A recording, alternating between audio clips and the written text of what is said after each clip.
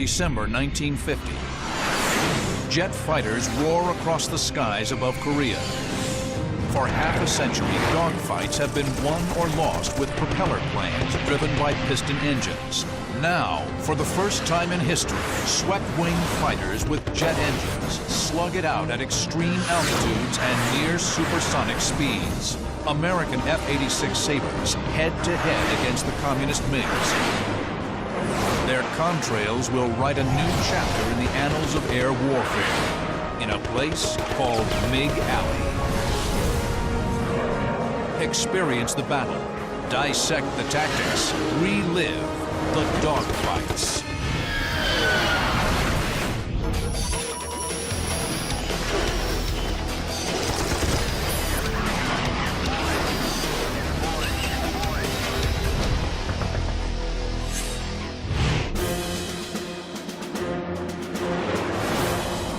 August 5th, 1952. 4 U.S. Air Force F-86 Sabres move into the hostile skies of MigAlley above northwest Korea. For over 2 years, nimble Russian-built MiG-15 fighters have been darting from sanctuaries in China, challenging American bombers and fighters. The Sabre flight is led by Captain Robinson Reisner. His mission is to find the MiGs and kill them.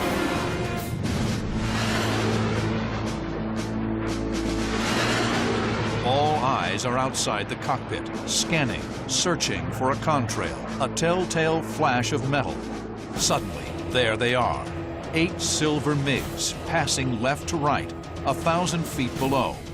Perfect setup. Too perfect. I can still remember seeing those MiGs below me. That was unusual. Anytime you saw MiGs below you, it was an exciting thing, but we learned quickly to suspect the situation. Reisner instinctively calls check 6. His wingman responds. Lead, we've got MiGs at 3 o'clock. 6 MiGs scream in from overhead, lethal cannon flashing. The Sabres are in a trap. Now they are the prey. Reisner calls a right brake. The Sabres stand on one wing, pull hard around. Neck muscles strain to keep heads upright against the heavy pull of G. The Sabres turn into the face of the enemy. Reisner is screaming headlong into his first life and death encounter in MigAlley. 2 years earlier, on June 25th, 1950, the North Korean People's Army swarmed across the 38th parallel, the dividing line between the Communist North and the Republic of South Korea. U.S. armed forces, under United Nations auspices, are committed to the fight. The North Koreans have the manpower and tanks, but their primitive air force is quickly shot to ribbons. American aircraft are free to roam the skies. Communist troop concentrations and supply lines are relentlessly pounded from the air. It had a great effect because we were able in a lot of circumstances to either curtail or certainly decrease the amount of enemy army activity. But then, in November 1950, the Americans are stunned by the appearance of new Soviet-built MiG-15 jet fighters. With a top speed of 670 miles per hour, the MiG is 100 miles per hour faster than older F-80 and F-84 jets in Korea.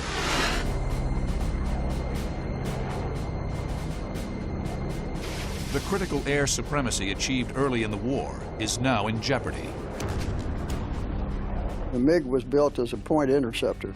It was light, it had a lighter wing loading, it didn't carry as much fuel, which limited the range, but made it very good for climbing purposes and turning purposes.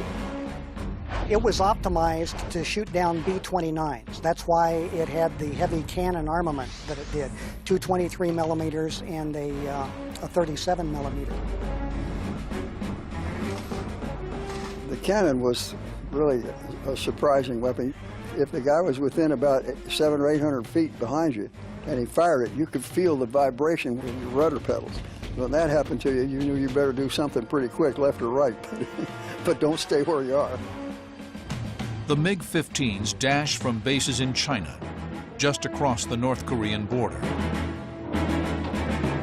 Any aircraft venturing into a 6,000 square mile slice of airspace above Northwest Korea is vulnerable. American airmen call it MigAlley. It is here that the fiercest air battles of the Korean War will be etched across the cold blue sky. The U.S. Air Force rushes the 4th Fighter Interceptor Wing to Korea. The 4th is equipped with the new F-86A Saberjet. It is the only airplane in the Western arsenal that approaches the MiG's capabilities. The F-86 was my very favorite plane that I've ever flown, which I used to kiddingly call my little sports car.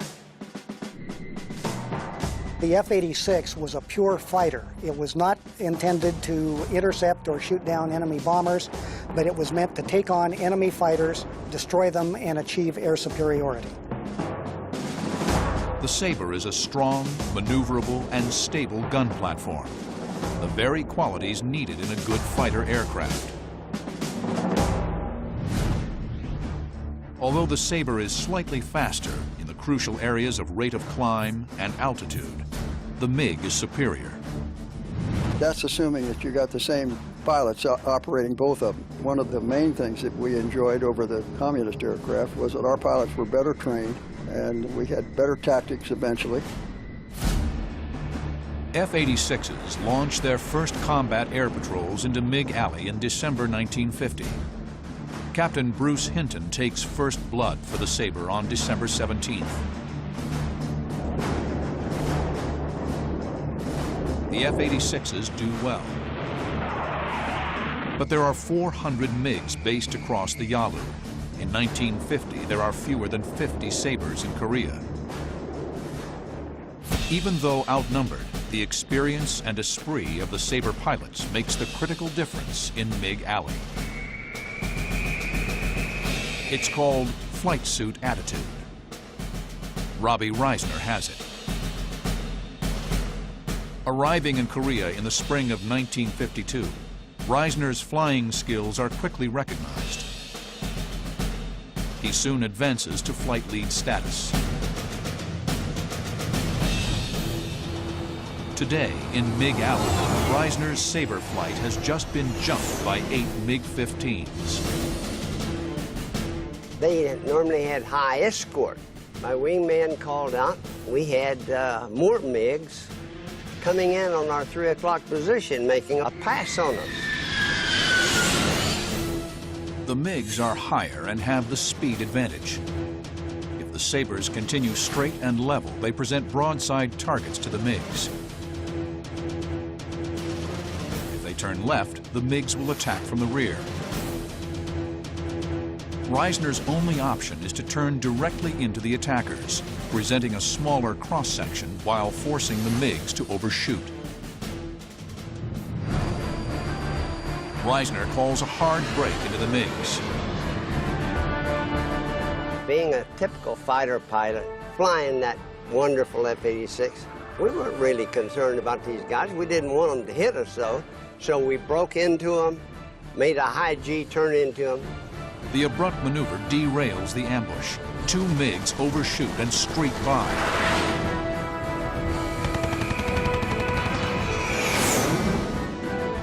The F-86s reverse.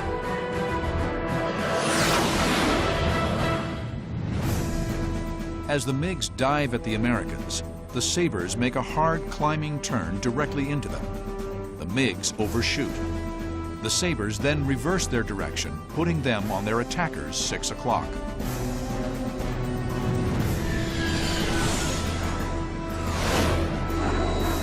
The tables have turned within seconds, the hallmark of jet-age combat in MigAlley. I took Taylor and Charlie because he's the closest one to me. And I put the pepper on the tailpipe, pulled the triggers,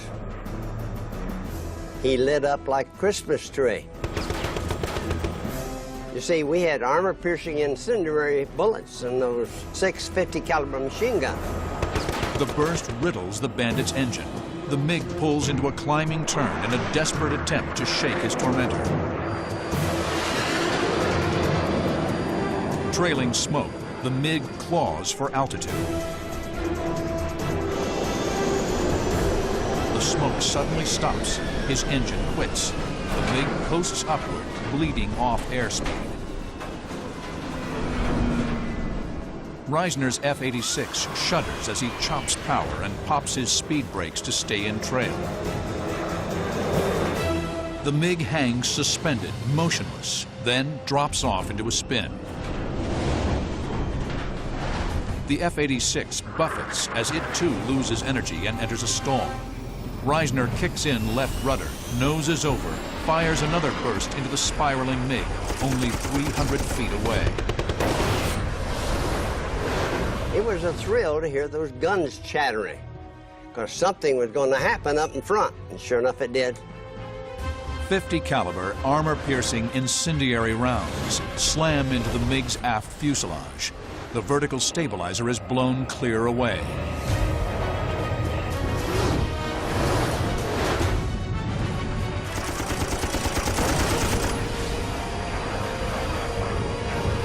The MiG pilot ejects.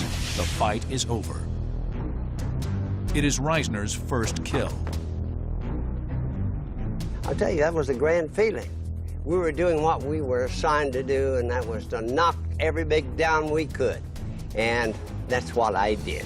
But this fight is just a prelude. 4 months later, Reisner will lock horns with the best pilot he's ever seen in one of the most heart-stopping encounters of MigAlley.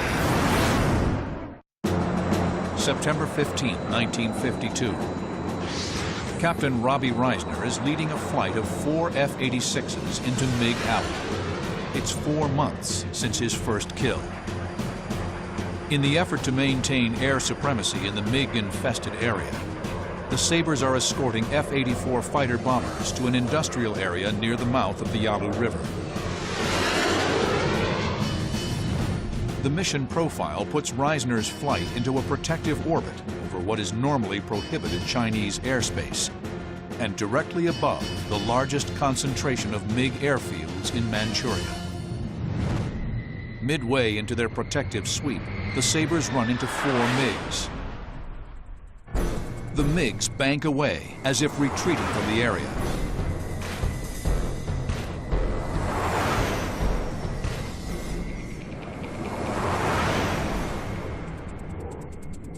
But Reisner suspects a trick. He continues tracking the enemy fighters. Sure enough, the MiGs turn back. They're heading for the bombers. The MiGs are initiating one of the Korean War's most remarkable encounters.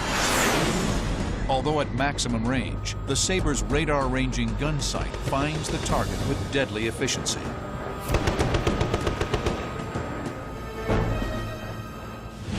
One of the technological advantages that the F-86 had over the MiG, as opposed to aerodynamic features, was that the 86 had a radar-ranging gun sight, and that meant that Sabre pilot could get a fast, accurate tracking solution on a maneuvering enemy target, and it would automatically compensate for the ballistic drop of those 50 caliber rounds. And when it was working properly, it was deadly accurate because the first round would likely impact on target. Reisner's machine guns shatter the MiG's canopy.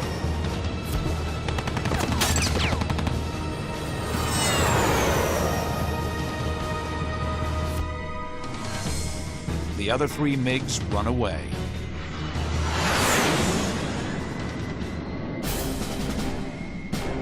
Reisner, covered by his wingman, counters the MiG's turn. Fires another burst. The MiG initiates violent evasive action in an attempt to get Reisner off his tail. He noses over into a dive, rolls inverted, then rolls again. The MiG pilot demonstrates superb mastery of his machine. He will put Reisner's flying skills to the ultimate test. This is a special breed of aviator. When MiGs first encountered Sabres in 1950, they usually made diving attacks from higher altitudes. They rarely maneuvered or turned into the F-86s to fire another burst. This was largely due to the inexperience of the communist pilots, as well as the MiGs' limited range. But there was another reason. Moscow and Peking needed to hide the identities of their airmen. The Soviets were using MigAlley as a clandestine training arena. Russian pilots couldn't fly within 60 miles of UN lines or over the Yellow Sea for fear of being picked up and their true identities revealed. The Russians even strafed one of their own pilots who had parachuted into the ocean.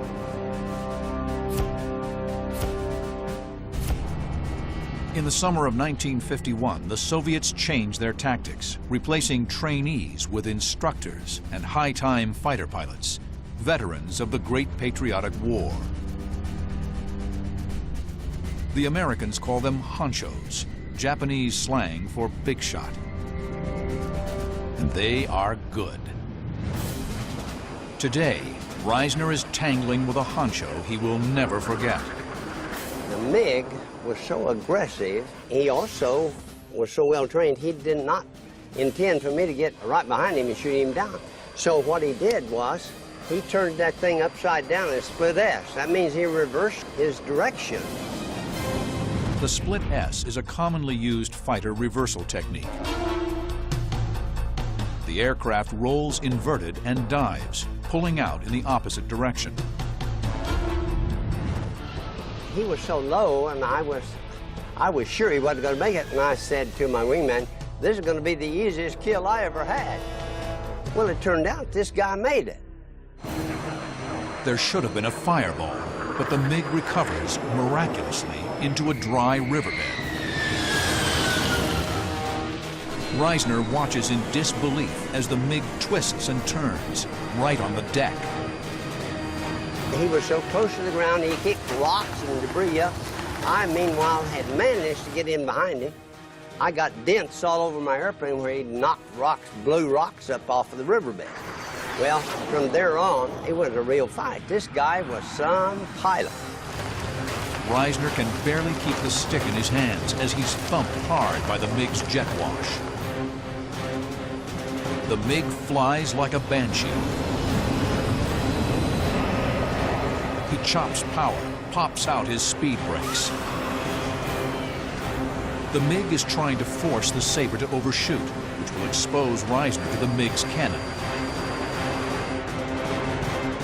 Reisner counters by rolling his jet over the MiG, bleeding off airspeed while keeping on his adversary's 6 o'clock. Then, the MiG firewalls the throttle and accelerates away in a hard turn, pulling maximum G.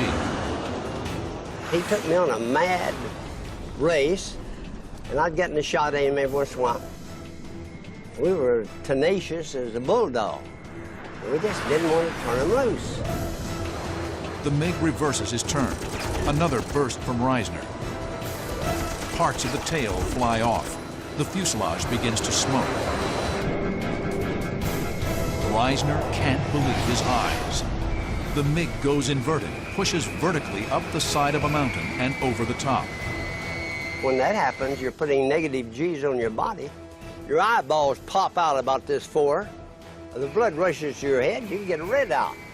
I wouldn't even attempt it. I have to do a half roll and pull down. Down again in the riverbed.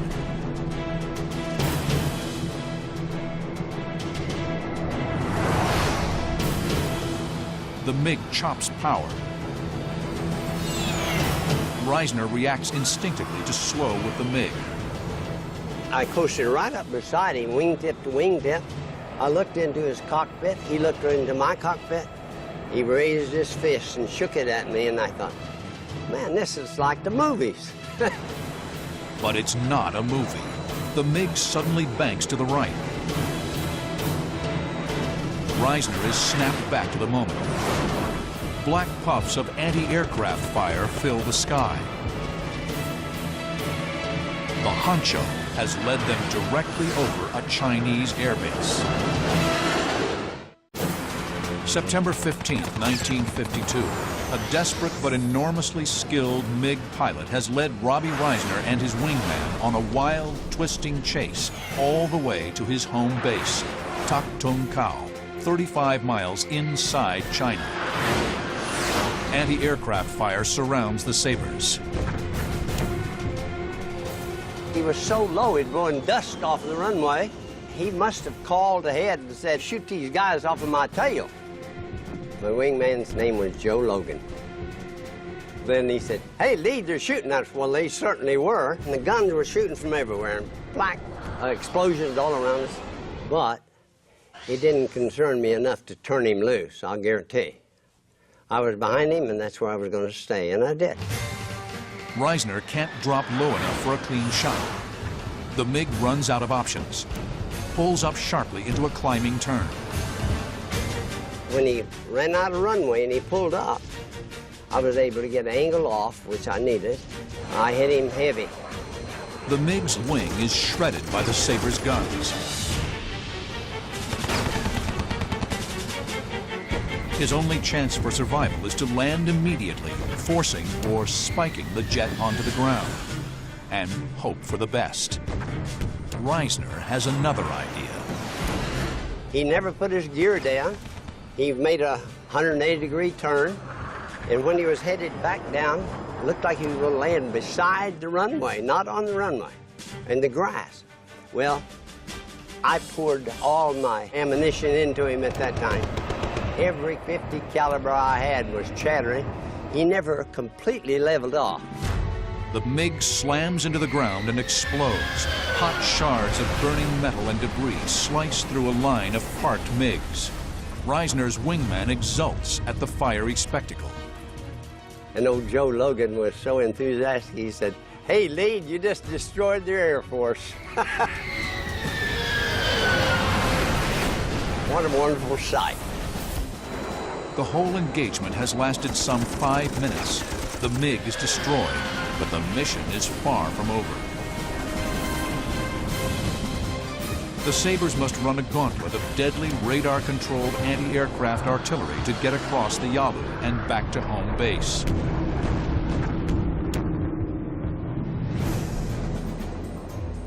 Throughout the war, crossing into Chinese airspace was officially forbidden, except in cases of hot pursuit.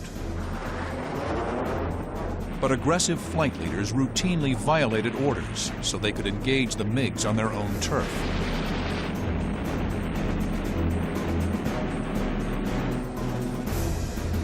Cruising for MiGs in Manchuria was conducted within a conspiracy of silence. Flight leaders chose wingmen who would play along and keep quiet. Squadron commanders didn't discuss it, and many rolls of incriminating gun camera film mysteriously disappeared. Leaving a trail of flaming MiG wreckage in their wake, Reisner and his wingman turned south, out of China. Joe Logan got hit in the belly with anti-aircraft fire. He started losing fuel, and I ran over and got under him to check him out. Well, it was evident he was not going to make it because he was really pumping that fuel overboard. The jets are over hostile terrain. The closest rescue point is Chodo Island, 100 miles to the south. It's too far away.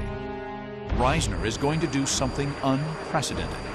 I had him throttled back gradually and let the nose down. And I don't know where I got the wild idea. Nobody had done it before. What I did was I hooked my nose in his tailpipe.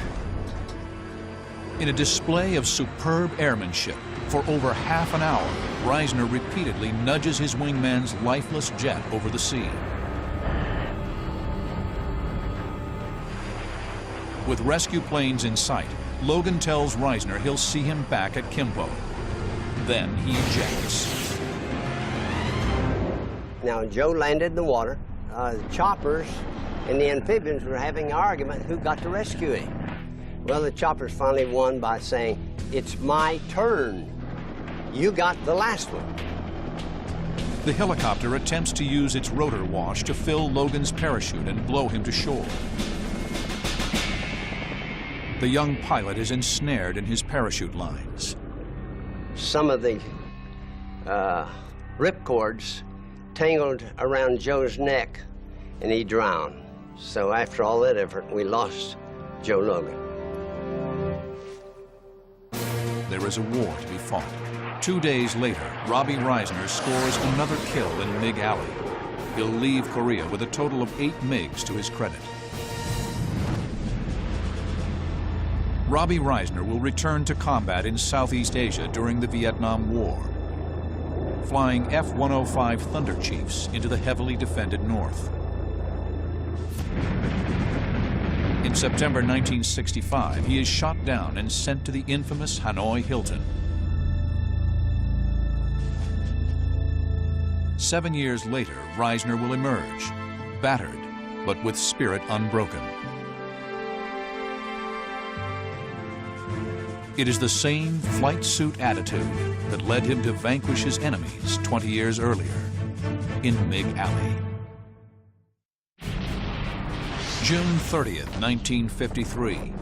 By now, the ground fighting in Korea has seesawed back and forth for 3 years, grinding to a virtual stalemate. Ceasefire talks have dragged on for 2 years. There is a palpable sense that peace could break out at any moment. The Communist air training program in Manchuria is rotating as many students and instructors through MigAlley as possible for combat experience. On this clear June day, Captain Ralph Parr is only too willing to oblige. He's part of a 4-ship Sabre sweep into the Hornet's Nest. Today, on his very first flight into MigAlley, Parr will be locked into an extended, adrenaline-pumping duel with a MiG honcho.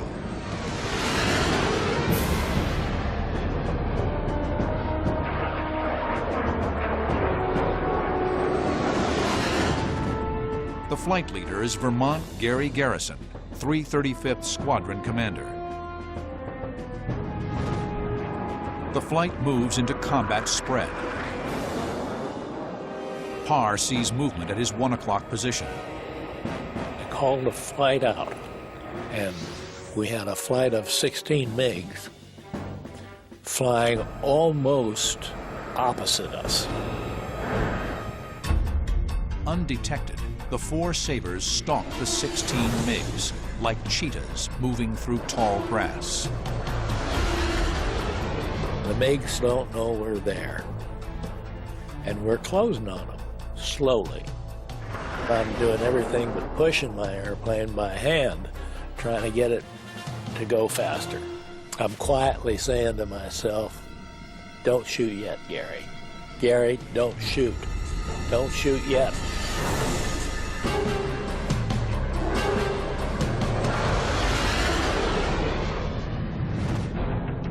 Sabre tactics in MigAlley emphasize the finger 4, 2 pairs of 2 sabers, with each pair or element providing mutual support and protection.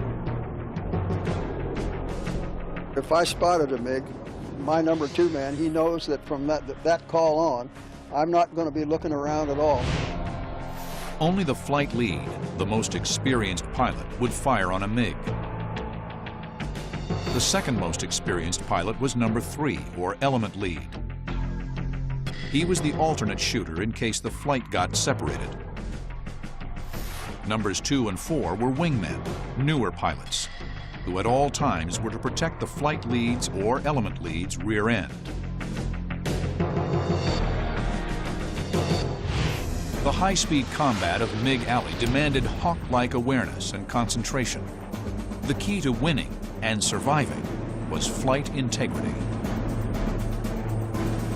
When we're talking about tactics, integrity doesn't have anything to do with telling lies or things of that nature. It has to do with maintaining the cohesive force. A flight goes out, and it's trained to go out and fight as a 4-ship flight. It sees the enemy, it fights as a 4-ship flight, and it comes back as a 4-ship flight. That's integrity. Before they arrived in Korea, New Sabre pilots went through grueling F-86 training at the Air Force Fighter School at Nellis Air Force Base, Nevada. So many pilots were killed at Nellis in simulated dogfights that new arrivals were told, only half-jokingly, "If you see the flag at full staff, take a picture." Even the greenest F-86 pilot arrived in Korea with a high level of training. Captain Ralph Parr was more than ready. He knew Korea well, having flown F-80s in support of ground troops in 1950. After his F-80 tour, Parr returns to the States and to the cockpit of the F-86. He earns a reputation as one of the most skilled and aggressive Sabre instructor pilots.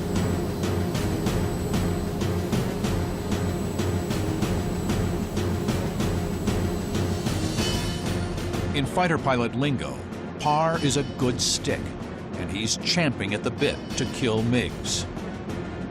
In the summer of 1953, with the 4th Fighter Wing, Parr will demonstrate his deadly prowess. 4 F-86s are tracking 16 unsuspecting MiGs. Vermont Garrison, the flight leader, is the shooter. Ralph Parr is hoping upon hope that Garrison will hold his fire. Wait till I get into position, and we'll get 2 at the same time. And of course, I can't say this on the open radio because it would tip the enemy off. Garrison doesn't wait. He shoots. One MiG is hit, goes inverted, dives away. Garrison stayed on him, cut the corner, swung in behind him. It's going to be an easy kill.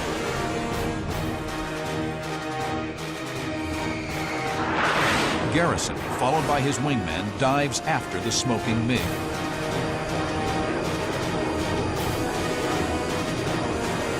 And the next thing I hear a voice, and it's Garrison, and he says, "My guns won't fire." The stricken MiG is here. Garrison, whose guns have jammed, is here. Suddenly, the MiG leader, moving to protect one of his stricken flock, jumps into the fight. The leader of the 16 MiGs does a very fast turn reversal and heads straight for Garrison and Garrison's wingman. Parr is impressed by this aggressive move. He's done this before. He's pretty highly experienced. Parr quickly sizes up the situation. Garrison and his wingman are now vulnerable to the MiG leader's guns. Parr maneuvers to cut off the aggressive MiG. He slams the stick over in a hard left turn. Blood rushes from his head. The G-suit instantly inflates, squeezes his abdomen and thighs in a python grip. Though out of range, Parr fires a short burst to scare the MiG off Garrison's tail. It works. MiG leader breaks away.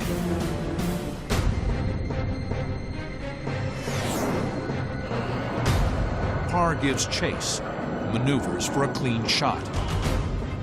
I latched onto this guy at about a ballpark of about 1,800 feet and brought my pipper up and put the pipper on his fuselage, getting ready to shoot him.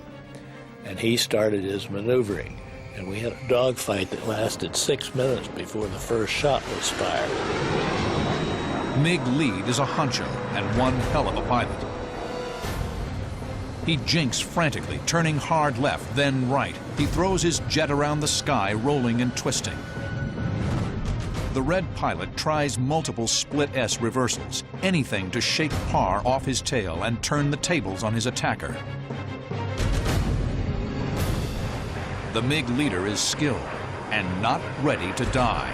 Parr hangs in but can't draw a bead. This honcho may live to fight another day. It had reached a point whereby I didn't know whether I was going to know how to let him go or not. The MiG is sliding out of reach, but the Sabre has a technological edge that will decide the contest. June 30th, 1953. In Mig Alley, the battle has turned into a giant swirling furball, like something out of World War II, but faster and higher.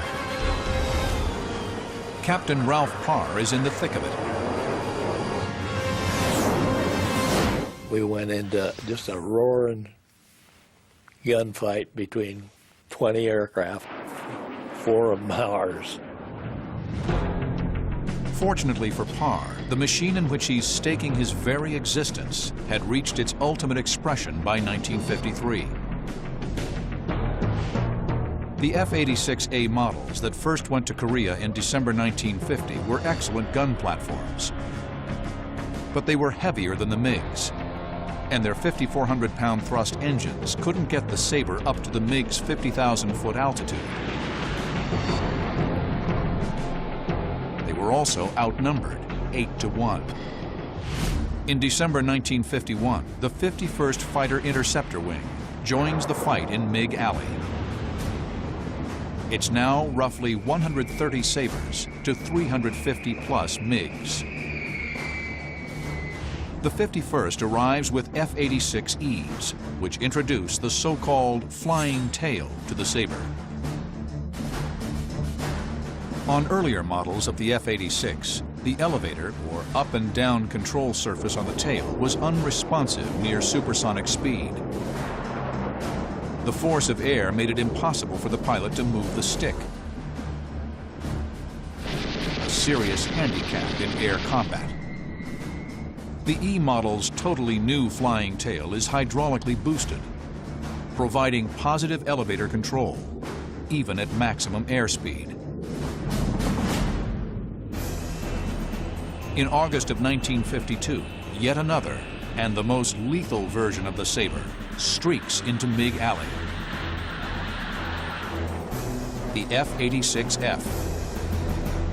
The F has a more powerful 6,090-pound thrust engine, bringing the Sabre nearly equal to the MiG in 2 critical areas. Rate of climb, over 9,000 feet a minute, and service ceiling, 49,000 feet. The Sabre's wing also undergoes a significant change. The movable leading edge slats, originally designed for greater control at low airspeed, disappear. Most jet combat, not all, but most tended to occur at higher airspeeds where the slats were really of not much advantage. The slats are replaced with a new non-movable leading edge that's extended 6 inches at the wing root and 3 inches at wing tip.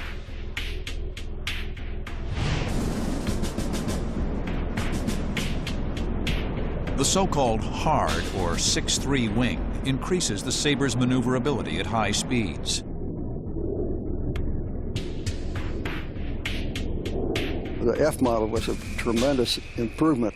It had a better turning capability, it was faster, better climb, and more closely simulated those characteristics of the MiG that we liked so much.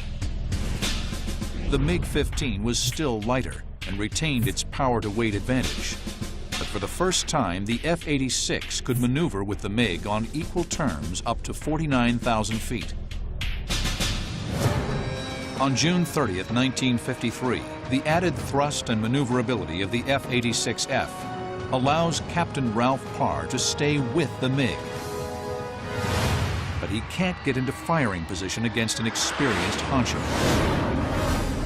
I could bring my gun sight right up to the airplane, but I couldn't get it on the airplane. In an attempt to get Parr off his tail, MiG leader rolls into another split S and dives. Parr goes inverted, pulls down. The move keeps him on the MiG's tail, still in the chase. At 3,000 feet, the jets pull out of the dive. Parr feels the crush of G on his chest as the horizon slowly reappears. Then, MiG leader raises his nose and slams the throttle forward.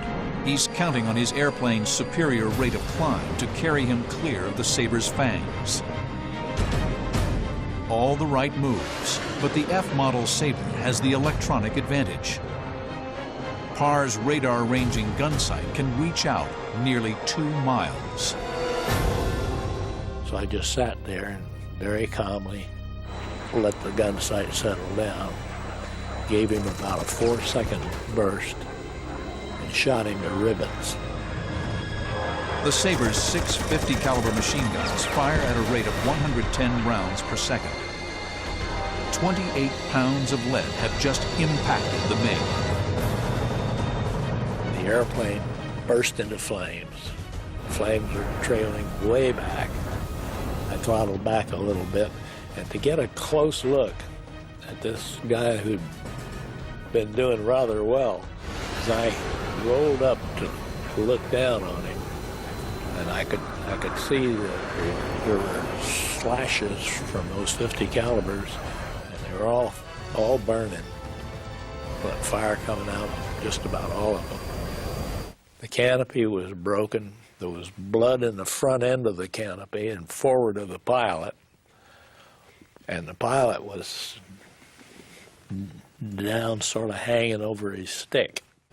Parr has scored his first kill in MiG Alley, but there's no time to savor the victory. About that time, I heard the distinctive 37mm cannon going thump, thump, thump. If I could hear him, he was close. Too damn close. Another MiG, which had been following the fight from a distance, has moved in to avenge his leader's demise. Parr instinctively pirouettes. He snaps the Saber's nose skyward into a hard climbing turn.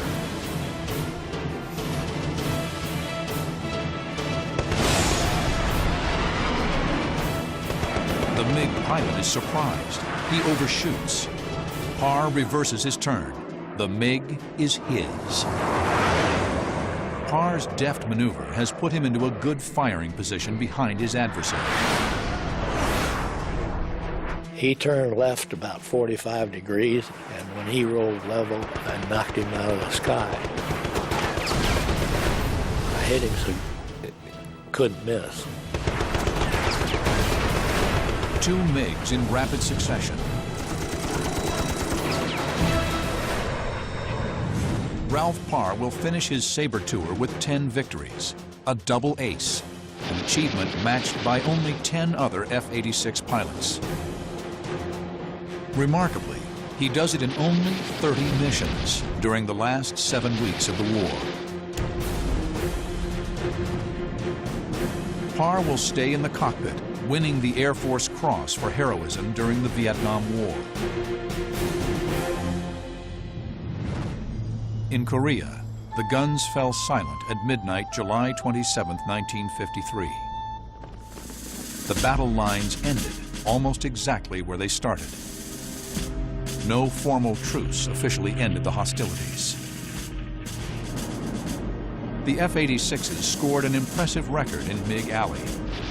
Against a loss of 78 of their own, the Sabres shot down almost 560 MiGs, 7-1 in favor of the F-86. In a war without winners, the battle for air superiority in MiG Alley was the only clear victory. The region remains a powder keg to this day. The sound of jets still reverberates through the mountains of the Korean Peninsula. Mach 2 capable F-15s and F-16s now take to the skies once patrolled by the F-86. In the north, MiG-15s have given way to MiG-21s and advanced MiG-29s. Long-range air-to-air missiles are the weapons of choice for these technological wonders. Should war return to Korea, these modern-day adversaries will engage from miles away. They will never face off in flashing dogfights that were the hallmark of MiG Alley.